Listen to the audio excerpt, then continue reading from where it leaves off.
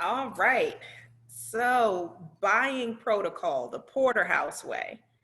I'm going to ask Curtis first. What is the first step in the buying process? So, you have a brand new client who wants to purchase a home. What is the very first thing that you're going to do? They need to be pre-approved. Absolutely. Why do they need to be pre-approved before you do anything else? So I'm not wasting my time driving around showing them properties that they can't afford or property that they could afford more. I like that from both perspectives. Mr. Porter, have you had any, Mr. Porter, unmute yourself. Yes, Have you ma'am. had any experiences in the past with buyers who may have been approved for much more or weren't approved for the price point that you were taking them out to see? Of course. Tell us a little bit about that. What do you tell me what you want me to speak about, Jasmine? So Curtis just said that the very first step is to get a buyer pre-approved. He's not going to take a buyer out to see a property that they can't afford, or he doesn't want to take them to see something that they can afford much more of. Correct. I agree with him. So what's your question? What's your question? So I guess I just want you to tell us a story about a buyer that maybe if you've ever taken a buyer out before you had a solid pre-approval in hand and what that experience was like. Oh, I don't know if I've ever done that, but we've had a number of buyers who may want to see properties that their pre-approval amount is less than. And what I would, and you can deal with it in particular ways. I mean, we want to make sure that we try to accommodate our clients. So some of the things that I might do is I might see if the lender, Mike Cooper or whoever the lender is, can approve them for a different value. And in some cases, some of the clients have had FHA loans and wanted to get condos, which were not FHA approvable. So I had to see if they could go conventional.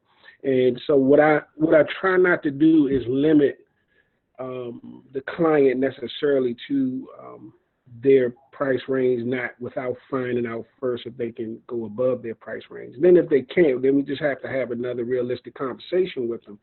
And it's easier if you allow the lender to basically deny either that they can go conventional or that they can be approved for a higher value. And in that way, you can have a conversation with them to help them kind of stick in the price range and let them know that it might take a little bit longer, but we're going to get there. Okay. So this one is going to be a free-for-all. Anyone can answer this question. After you've gotten a pre-approval, what's your next step? Buyer consultation. So why do you want to do a buyer? Everybody except Curtis. Okay. Does anybody agree or disagree with the buyer consultation as the next step? I would definitely agree with that. This is Dee, because once you have the buyer consultation, then they're pretty much on board with how we do the system from there on in. That seems to set them up for what the costs are, how we do our step process, and all of those things that we do so that we ensure that our buyers are well qualified and ready to take the steps that are necessary to buy the property. Perfect. All right. So next question, in that buyer consultation, just give me a brief overview of some very important things that we cover in that buyer consultation.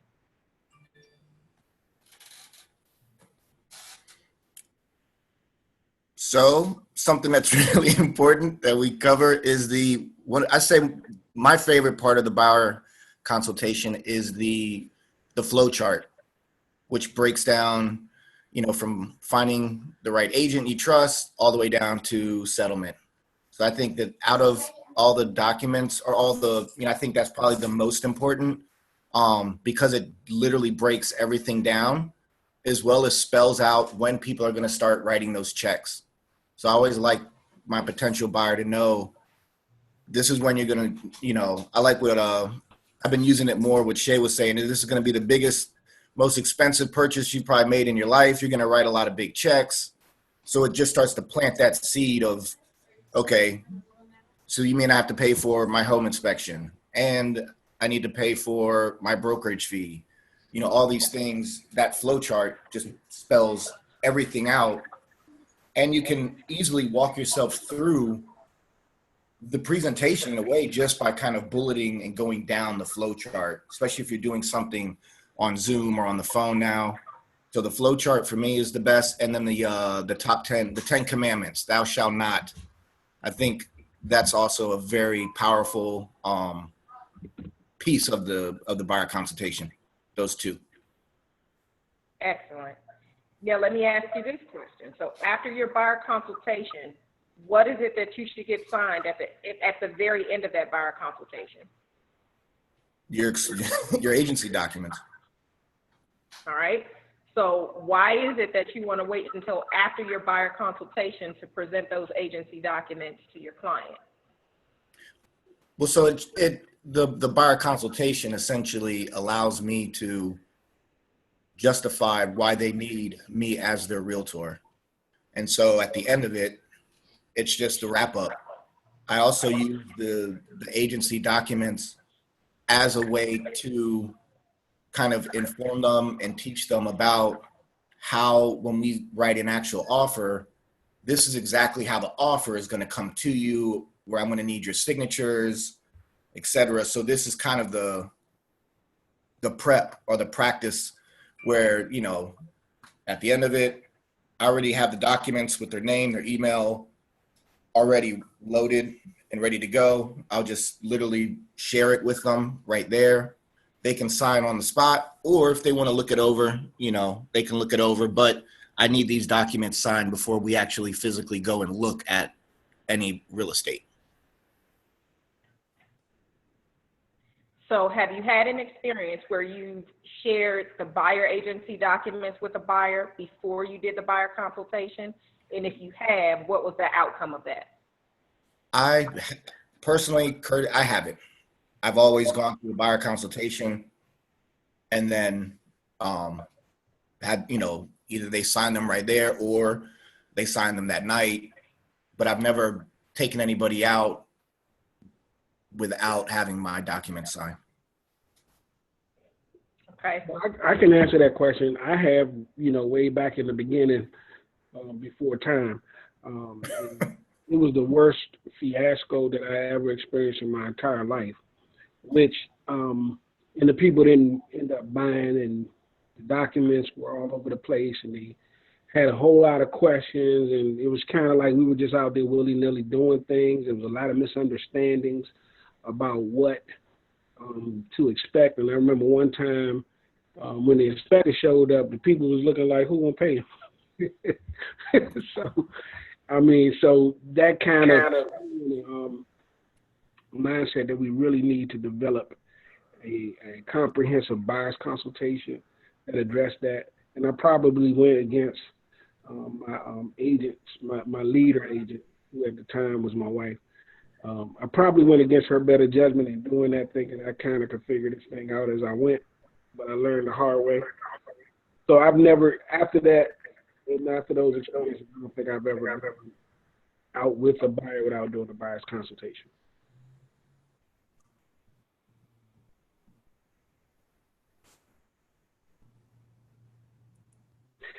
Jasmine, are you here?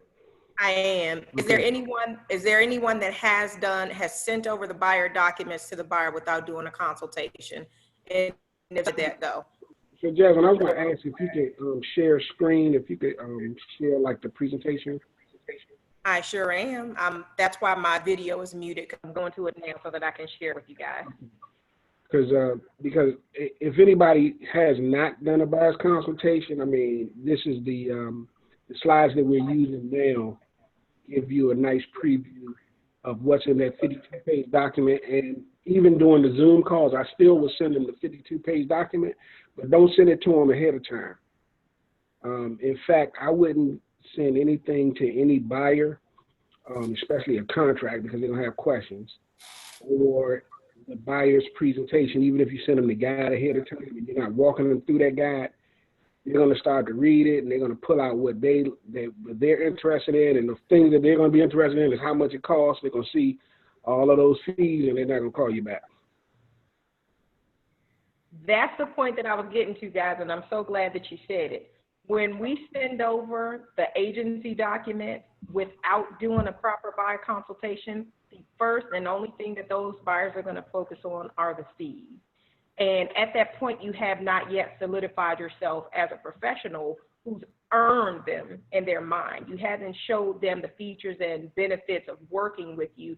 So in their mind, they're simply seeing fees, costs, expenses, and all these different things, and they start to kind of get nervous. And like Mr. Porter said, they'll disappear. But once you've gone through that buyer consultation, like Curtis and Mr. Porter said, you've touched on all of those different things. So now they're familiar with you, your protocol, your process, the fees, and what's going to be spent, how, when, where, and all those different things. So once you get to the documents, they're familiar with the information. It's just in contractual form, but you've already gone through them in this buyer consultation that I'm about to share with you guys now. So my next question, in those buyer documents, what terms and conditions do you cover? And I'm going to ask a question with this caveat. Are any of those terms and conditions negotiable?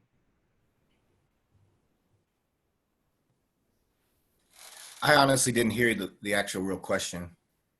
You were kind of breaking up a little bit. Okay.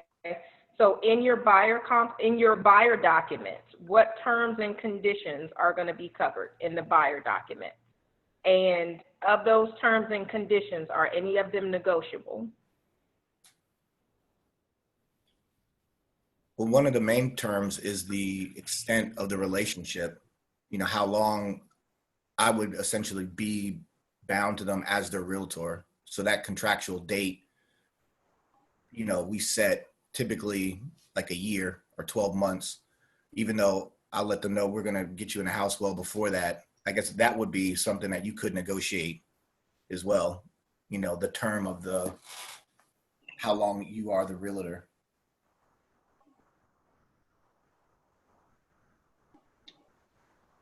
You're muted. Anything else? The terms of how you terminate the agreement, and that it's in writing. Okay. But the main one that I remember is the one that Curtis just discussed, is, you know, how long is the agreement for? All right. Anything else? Oh,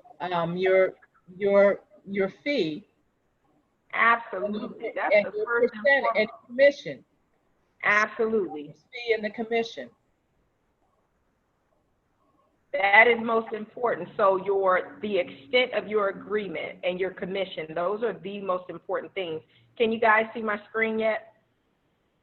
Yes. Yeah. Okay, perfect. So I'm going to scroll down because this is your new buyer consultation presentation. Has everybody seen this? And have you guys gone through this as of yet? No, No. Okay. They should be in everyone. If you go into your Porterhouse Gmail, it should be in your your Google Drive under slides. Yeah. So after we get off here, you can go to your Google Drive and you'll be able to see it.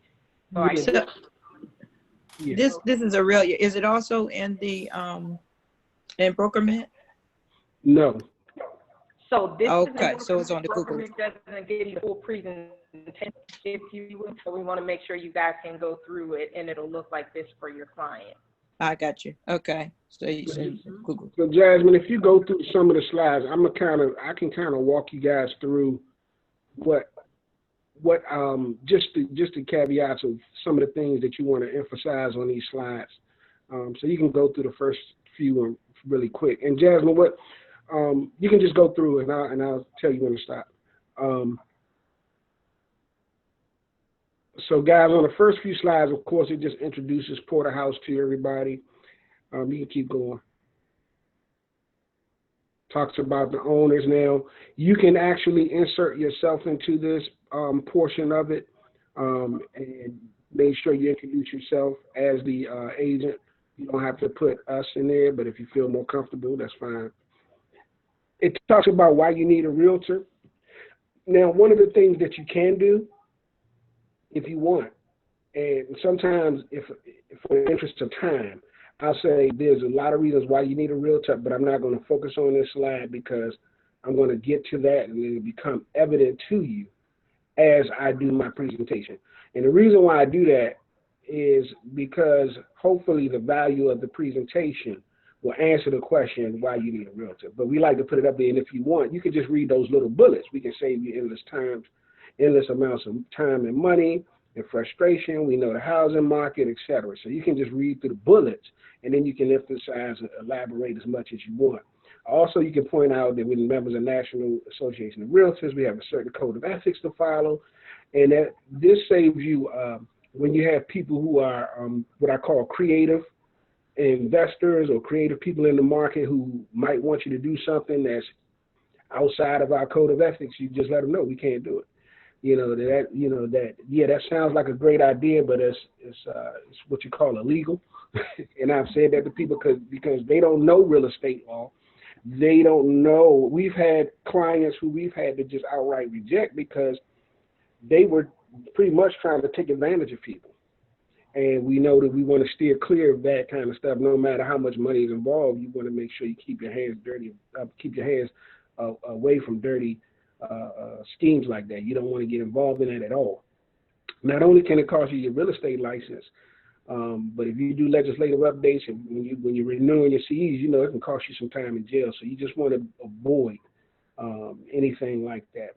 And then you can go through the rest of the bullets if you want, et cetera, and move on. Okay. We also like to point out that we're members of the Maryland Real Estate Commission, and if you're doing a DC, then whatever, you'll say DC. But the whole point is that we have licenses and we refer people who have licenses. So I move on past this one. Now, if any of you have ever sat in the buyer's consultation, you know that I spend a lot of time on these little seesaws. The reason why, and I tell them up front, I say to them, the reason why I want to spend a little bit of time on understanding agency, because this is the first document that you're going to sign today. So I'm already telling them right here that they're going to sign some documents, so I'm prepping them. Does that make sense? Can you hear me? Yes. Okay, everybody can hear me. Okay, good. So I'm telling them this is the first, the reason why I'm going to spend some time, and then I tell stories. So I'll tell them a story about how buyer agency came into existence. I also, and the reason why I do that is because I want them to know that I have value, that you have value. And I'll say that the seller had the majority of the weight on their side, leaving the buyer up in the air. And if you had a quarter up there, that quarter is rolling down into that seller's pocket for all the information that you share with the seller or the seller's agent. Or even if you go to a new build and you start sharing information with that sales rep at that new build, they don't represent you. So everything that you're telling them is building their pocketbook. They're going to make you feel good. They're going to tell you how they're going to save you some money, but they're not going to save you the kind of money that I can save you by you allowing me to represent you. So I'm going to tell them all of that. And then I'm going to also say that it also represents the single side of agency, where I'm going to have my fiduciary to you. The second little slide, I say this represents people who like to sell their own homes for sale by owners. I will disclose to them that I represent you and you only in the purchase of your property, but it's not my job to do their job. To do the sales agent's job for them, especially if they don't have a sales agent. So the money that they think they're going to save, I'm going to do my best to make sure that I get as much of that money from them to you as the buyer. I represent you and you only. So I'm continuing to hammer into them that the agency agreement that they're going to sign in the exclusive buyer agency group, it's going to make sure that it solidifies that I can represent you and I will only represent you throughout the transaction. So you're getting the benefit of all my expertise. You're getting the benefit of having somebody on your side. And I'll even use the analogy of an attorney.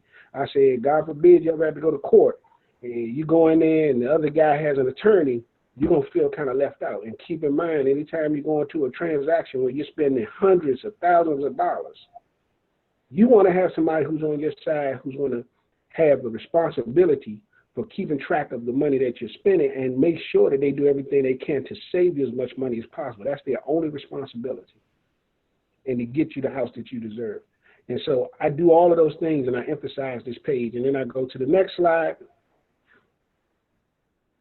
and I said, but here's what it's going to probably look like in most cases. It's going to be a buyer's agent on one side, a seller's agent on the other, and we're going to do everything we can to kind of meet in the middle where the seller is happy, the buyer is happy. We meet in the middle, we have an agreement, and that's called a ratification. And this also represents another thing that I'm going to have you sign today, which is called dual agency, which means that if you find a house that happens to have a Porter House International Realty Group sign on it, and you see D. Richardson as the sales agent, D is going to represent the seller, and C. Maurice Ford is going to represent the buyer. And in all relationships as your agent, we have a duty to act honestly with both the buyer and the seller, but that doesn't mean I have to share any of your information with the seller or the sales agent that is not germane to purchasing the property. And so I emphasize this because I want them to have a clear picture that I'm going to represent them, and this is what they're paying me for. Does that make sense to everybody? Yes. Yeah. So then I get to this page, and then I let them talk. I say, so tell me, why do you want to buy a property? Why do you want to buy a home? And whatever they tell me, the answer is always going to be the first response on the next page, which is they want to improve the quality of their life. So they can say, I'm trying to upsize, because my family's gotten bigger, I want to downsize because my family's got smaller, I got a divorce, I'm moving on with my life. Somebody passed away, I need to move into a different property, I'm tired of renting. Whatever they say, well, great. We knew that. So everybody who's buying a home wants to improve the quality of life. But there's some other features of buying a home that you might not know about. And you want to really go through these things. So Curtis loves the next few pages. This is my favorite page. No, go back, Jasmine, go back. Yeah, this is my favorite page, Curtis. Mm-hmm. And the reason why this is my favorite page is because if it's presented correctly, this is the information that, I don't care if they're new buyers. So you might have somebody who's been through this, they bought homes in the past and they're telling you, hey, look, man, you can save this presentation. I already know all this stuff. So when you get to here, I say, okay, well, tell me about the tax deductibility of the mortgage interest and the tax deductibility of the property taxes. And then they're baffled. They're like, I don't know what that means. And then that's where you can go through and start to pull out some information, and then you become the expert. Okay, you take over the expertise of this real estate game on this page. Does that make sense, everybody? This is where I shift everything they saw on Home and Garden TV, everything that they thought they knew about how they can go out and buy a property, they didn't need my help. Once I start to break down what a mortgage is, and I say, well, the mortgage is broke down into 4 different things: principal, interest, taxes, and insurance. When you're paying rent, you're just buying 30 more days. But that principal, interest, taxes, and insurance, when you pay that one mortgage, you're paying 4 things, and the principal is the amount of money that you're borrowing from the bank. The interest is the amount the bank is charging you for that money. The taxes is what you got to pay for the rest of your life as long as you live in this country, no matter what. And the insurance is required to in order for you to preserve that property. Now, when you pay the principal, interest, taxes, and insurance for the first 15 years or so of your mortgage, approximately 80% of it is tax deductible. How much of your rent can you get back at the end of the year? And that's when I pause and ask a question, and they always say nothing. I say, well, let's say your rent was $1,000. You pay $12,000 for a whole year. You're getting nothing back. But if you have a mortgage, and as I told you, about 80% of it is tax deductible for the first 15 years of your mortgage. And you get to the end of the year and you say you don't owe any taxes, you should get a refund check for about $9,600 just from writing off your interest and taxes. Did you know that? Most people don't know that. Most people are like, well, I didn't. Well, and so now you're shifting the tide, even if the person has been a homeowner for years. Now they're starting to think. And then I say, well, what's the appreciation potential in real estate? And they're like, I don't know. I said, well, you know what happens if you buy that Lamborghini or that Bugatti and you drive it off the parking lot? You bought a $100,000, $200,000 car, you drive it off the parking lot. What happens immediately? Everybody? It depreciates. Depreciation. Go. But with real estate, there's an appreciation potential. And I always say there's an old saying that says, don't wait to buy real estate. Buy real estate and wait. And what does that mean? It means that if you buy a piece of real estate now and just hold on to it, it's not going to do like that car. It's going to appreciate in value.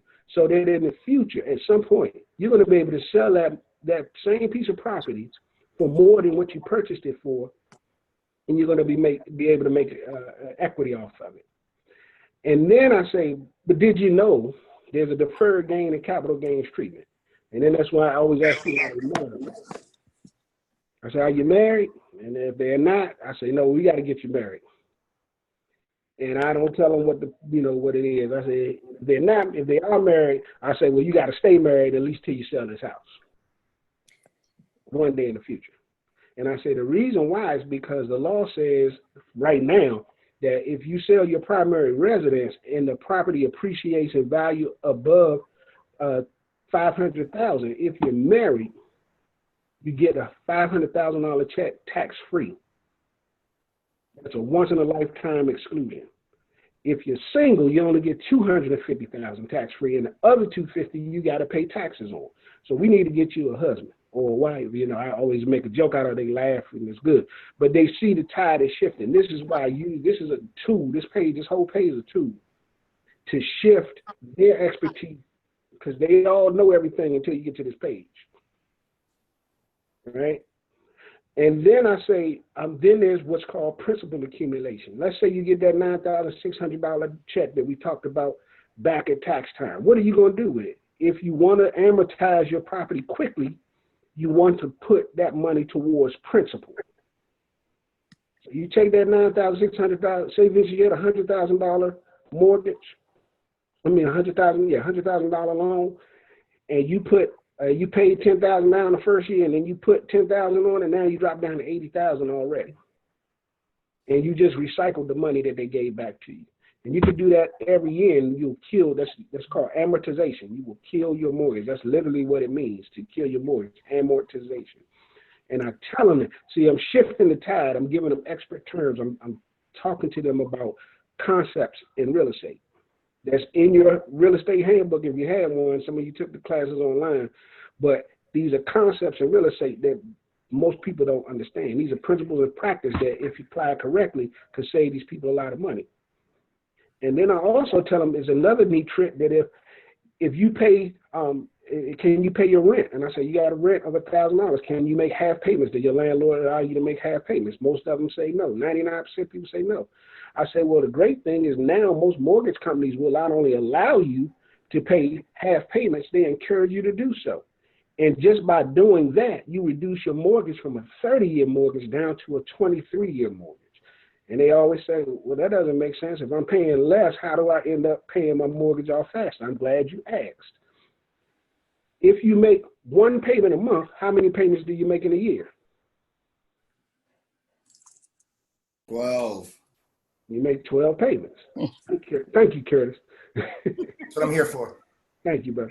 If you make 12 payments, but if you're making half payments, you're paying on a bi-weekly schedule. And because there's 52 weeks in a year, you got to divide that in half, which means it's 26 bi-weekly payments, which means in a year you make 13 payments as opposed to 12. See how smart you are? And I always throw it back on me. And now you're really sitting back in their seat like, okay, we need this guy to be our realtor. And then I go through the last one. You have pride in your home, no landlord, and you have leverage. And it says, where else can you buy this size of an investment for 5 to 10% down. I say essentially what the lender is doing is bringing me a $95,000 in a bag and saying, tell that person when they bring $5,000, throw it in there with the $95,000 and give them the whole $100,000, let them go buy a house. I said, what time would you be in my office? They say, before it closes today. They don't worry about the money at that point. They get the point. If they had to come up with $10,000 and that person bought, and Mike Cooper bought me $90,000 and you only had to bring $10,000, I throw it in the bag with you and give it to you, you go buy a house, what time would you be here? Oh, I'll be there in a few minutes. We'll get $10,000 in a few minutes. I'll figure it out. That's what I've been trying to tell you from the first place. This is how I know you can buy a home. Because essentially what that pre-approval has done is giving you the purchase power that you need to go out and get your house. All you got to do is put a little bit into the bucket. If it's $10,000, $20,000, or $30,000, if I'm gonna give you $400,000 and you only got to bring $30,000, $40,000, it don't matter. You're gonna bring it. You're gonna find a way to get it. And so the real cost of renting down at the bottom, you can't see it, but I know it by heart. It says that if your rent was only $700 with a 6% cost of living increase, in 10 years, you're still going to spend $110,000. You're paying somebody else's mortgage for them. And I said, because I'm a landlord, it's my favorite radio station. I always say PMMFM. Y'all heard me say that joke a million times. But it works. Pay my mortgage for me. And it gets them out of thinking about renting. And then now what I do also, I say, and I want you to buy investment properties after you purchase your primary residence. The reason why I'm doing all this, I'm setting up sales for the future.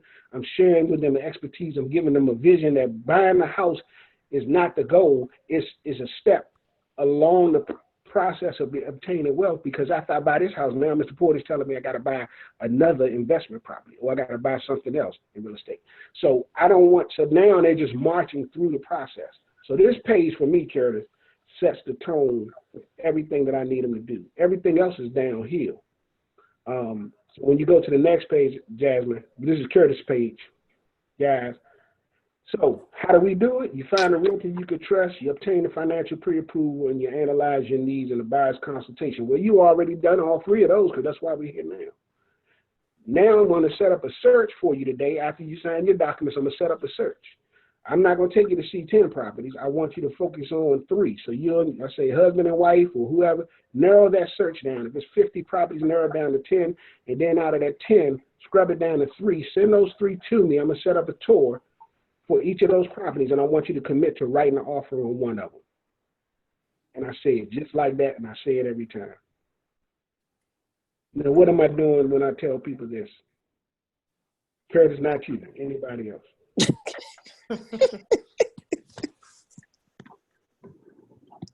You're sort of prepping them for the. What are you doing when you tell people what now? When I say I want you to select.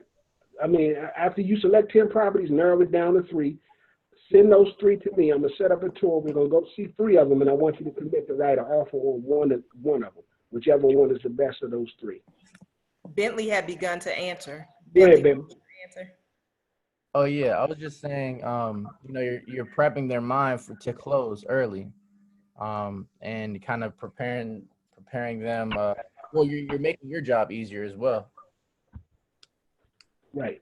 So what I'm doing, I'm making my job easier. I'm prepping them to close early. I'm setting them up also for my next phase, which is to talk about how the market is very aggressive.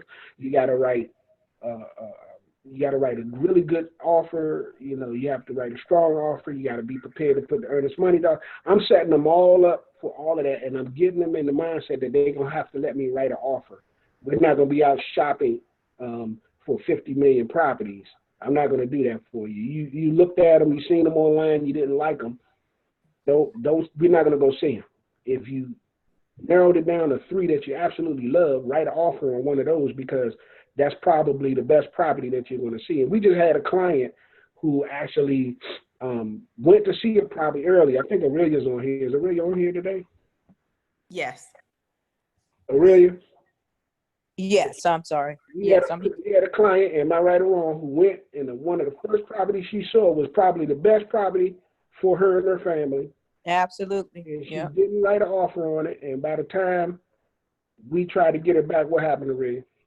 It was already contract on the property. Good. And that's what you tell people. You say these properties are only lasting on the market if you narrow it down to that one, or to those three, and you want in that one is not going to be there very long. In fact, it might be getting ready to go under contract when we go see it. So this is the setup for the urgency. This is what I'm preaching. I'm preaching urgency. You don't have time to procrastinate. You got to do some homework, ladies and gentlemen. And that's what I'm telling my client, because I need you to write an offer. Now, what happens if they write an offer? What's the likelihood? They might get it, they might not. But guess what? If they don't write an offer, there's a 100% guarantee they're not going to get it. At least I'll give you a fighting chance if you write an offer.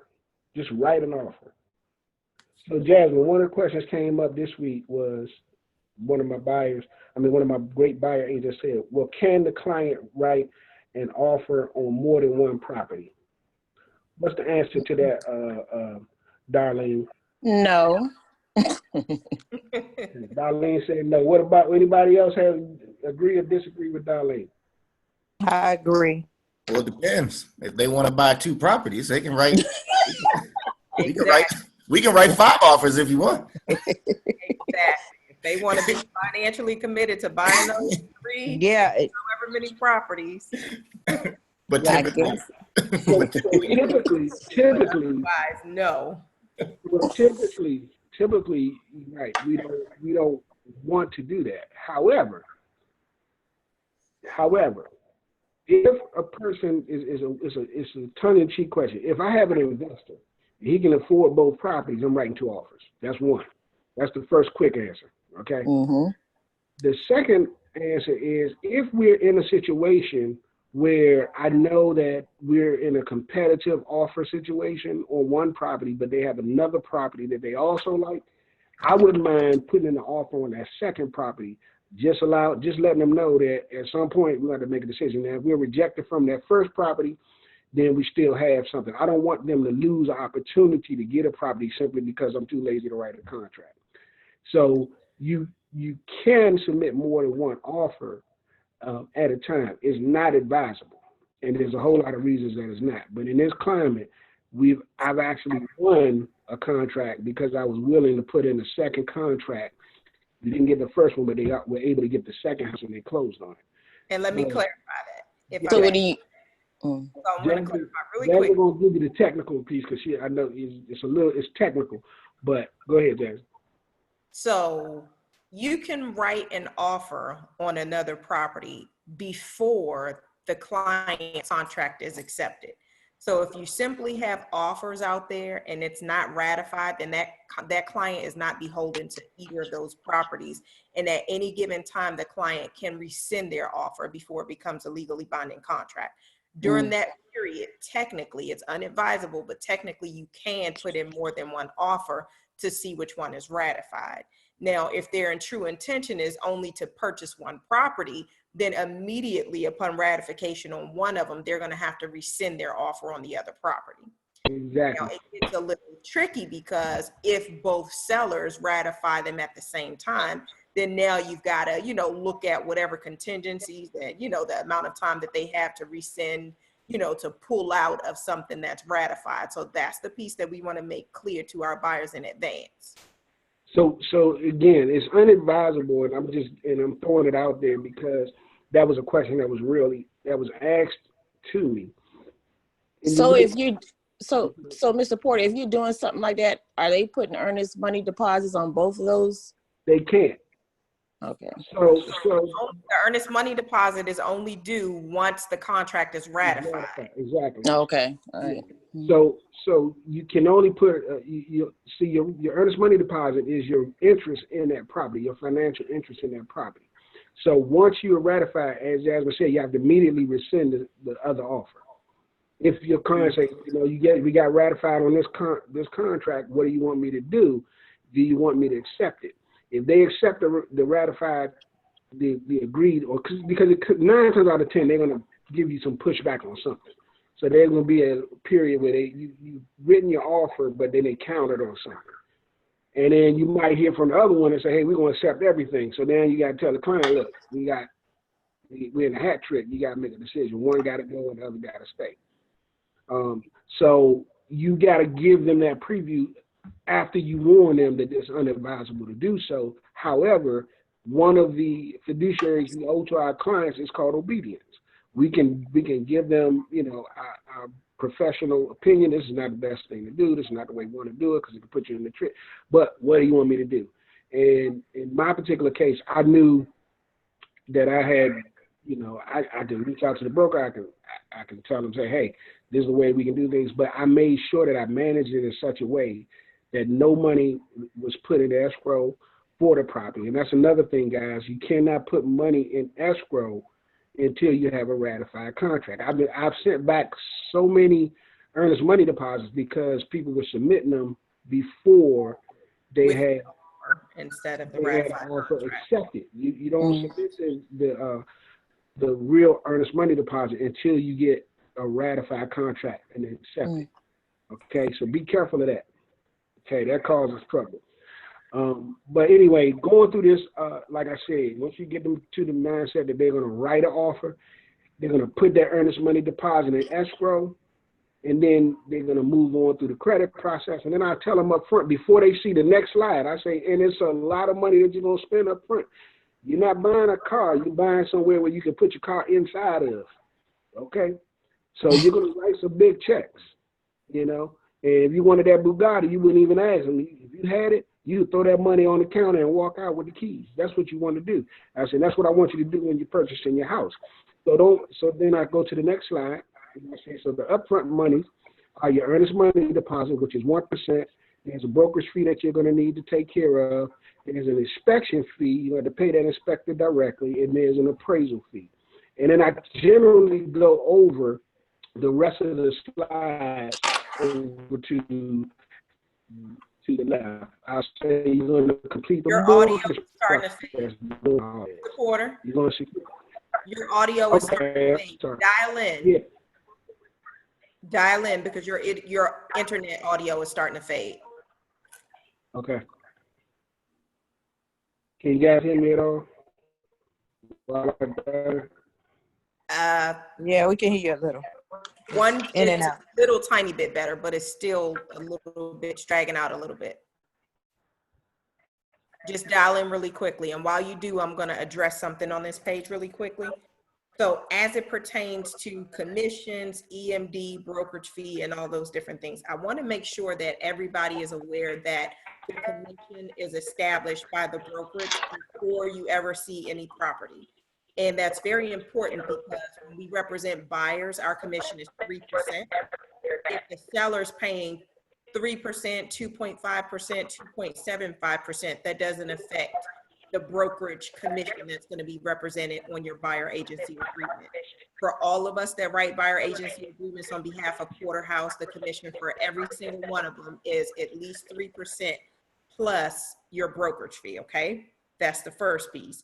And then secondly, I wanted to make sure that everybody is aware that Porterhouse only charges $4.95 as a brokerage fee for transactions to buyers and to sellers. You guys, however, have the opportunity to increase that to $7.95 or $8.95. Some people charge $9.95 for their upfront fee from their buyer because that's held as a retainer fee for you guys until settlement. And I want to make sure that everybody's clear with that, because if you have a buyer, Darlene, mute yourself. Yeah. Okay. So whatever you establish as your brokerage fee or your upfront fee to your buyer is totally fine. So if you wanted to keep it at $4.95, that's fine, because that's literally all the brokerage charges. But we encourage you guys to charge more than that because many places are charging more than that. And we want to ensure that you're protected for your interest, your time, your gas, your effort, and all of those things before settlement. Is everybody clear with that?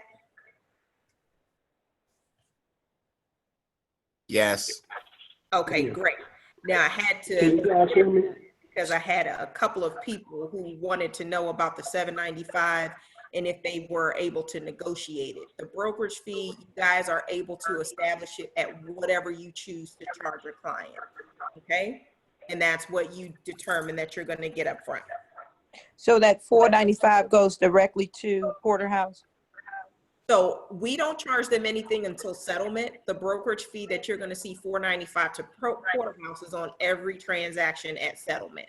I got you. We give you guys the privilege to be able to collect it up front as a retainer.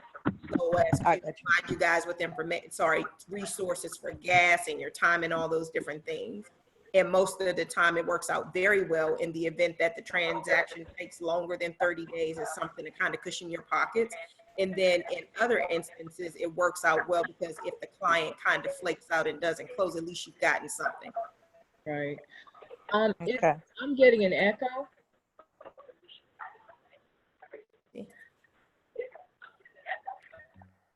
Is anybody else getting an echo from me? Okay, it's gone away. Someone, I think it was someone's background. Okay, No. yeah. So when you're ready to talk, unmute your phone until then muted so that we can hear. And we're actually almost, this is a great conversation. We're almost at time. Mr. Porter, have you been able to call back in? Yeah, I dialed in, but I wasn't able to get in. Okay. Your audio still just a little bit fuzzy. Go ahead. Let's see if we can get through this last couple slides. I think I kind of got through what I wanted to get through in terms of just getting to this page. The rest of the pages, the 10 Commandments and all those things are self-explanatory. What I wanted to make sure that we do is that I, then walk them through the process and then answer any questions that they have. So the 10 Commandments, and I just let them know these are for your loan, just to make sure that the loan officer is able to get your loan approved through the underwriter. All right. You can go to the next slide if you want. Okay. Your audio. It's still back. Yeah. Okay. Well, I'm gonna put a pin in. I'm gonna let you can talk about those two slides then. Okay. Got it. So then we talk about closing costs. As we've already advised the client, they're going to put down, if they're FHA, they're putting down a 3% down payment. If they're conventional, whatever that looks like, whether it be 5, 10, 20, and there are some 3% conventional products. But just to kind of give you guys an overview, this is everything that we're covering with them in advance of presenting the buyer agency documents and walking them through that process.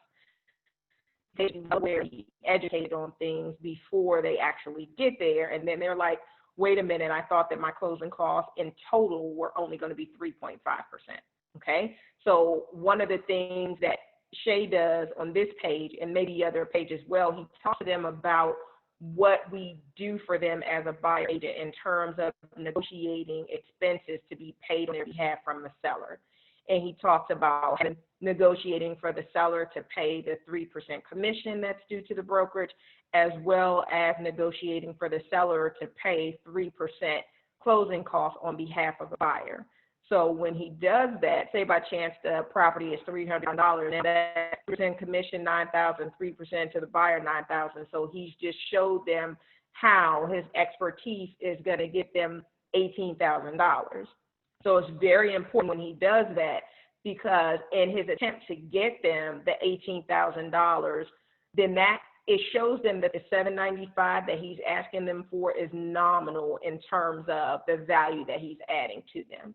So you definitely want to go over the side A and side B so that they know what all of those expenses entail, and the lender is going to give them a loan estimate, closing costs, and all those different things. They'll have specific numbers, but they shouldn't be seeing it for the first time when they get through that process, okay? And that is the end of this brief form of your buyer consultation. Does anybody have any questions? I have a question, Jazz, Ms. Porter. So how, so what is your experience Your with audio is on the screen. Is it, can you hear me? Can you hear me? I can hear you. Okay.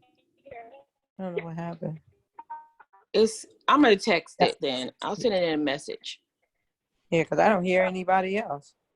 Go ahead and talk. Oh, okay, go ahead. They can hear you. You said keep going, or you want me to send it in a message? I'm gonna text it to her. We can hear you. I think that the system is going down. Yeah, I can hear you.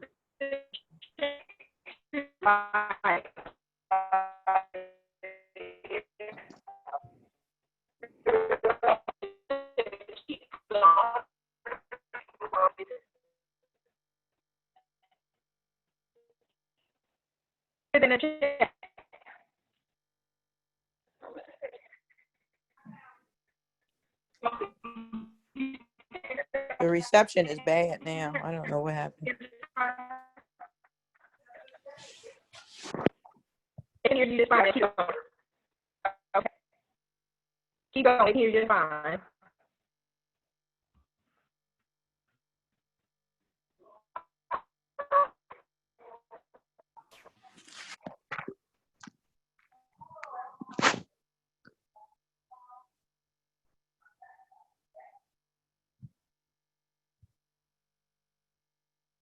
Yeah, it's gone.